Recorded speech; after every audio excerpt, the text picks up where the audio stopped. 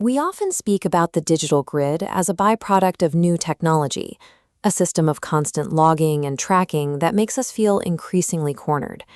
This feeling of being managed within a curated reality mirrors a much older administrative condition, a state-sponsored institutional amnesia that we can trace through the historical record.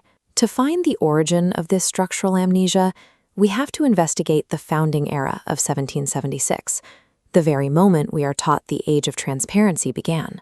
Reclaiming our perspective requires viewing 1776 as the starting point for a calculated administrative erasure of our organic rights.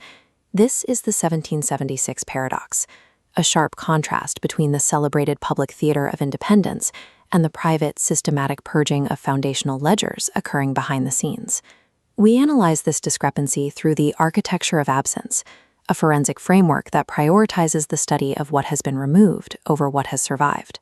When you map the deliberate void of missing colonial records, the archive stops being a library.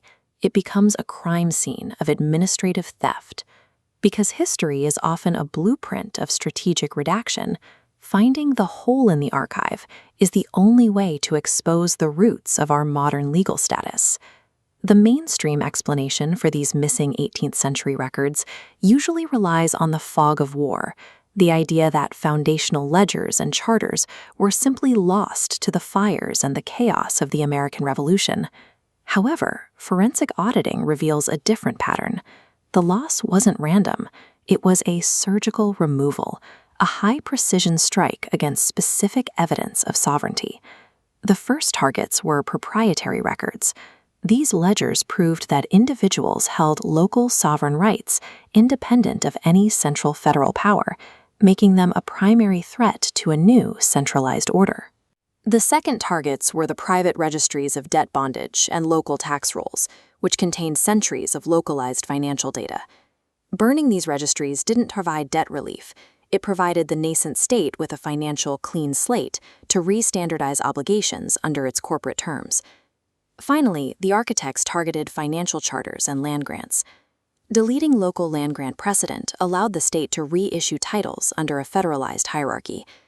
By framing this calculated erasure as a tragic accident of war, the state secured a cover story for what was a premeditated institutional coup.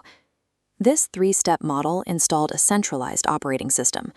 Step 1 created an archive vacuum, extracting colonial records to eliminate evidentiary footing. Step 2 was a legislative override, superimposing a corporate hierarchy. Finally, inhabitants with ancestral rights became standardized citizens, managed entries in a curated system. This systematic manufacturing of a legal fiction permanently severed the population's link to the history of their own self-governance. We can now define the 1776 strategic reset as a clinical asset swap. The inherent sovereign autonomy of the population was traded for privileges managed by the state. This has profound legal consequences today. Because the archive was surgically vacuumed of prior land grants and colonial charters, a court of law defaults to the only records available, the centralized records provided by the state. The 18th century redaction of vellum ledgers has simply evolved into modern bureaucratic black holes and classified data silos. We see this legacy in our centralized digital identity systems, which serve as the modern upgrade to the debt registries and tax rolls of the past. While the medium has shifted from paper to silicon, the institutional objective remains the same: the management of a standardized population within a curated administrative reality. This is a call to look behind the curated history and the celebrated founding documents we were told to admire.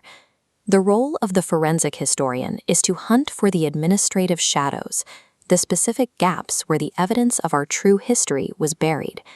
Documenting the architecture of what was stolen is the only way to conceive of the sovereign autonomy that existed before the reset. Only by exposing the erasure can we begin to reclaim it.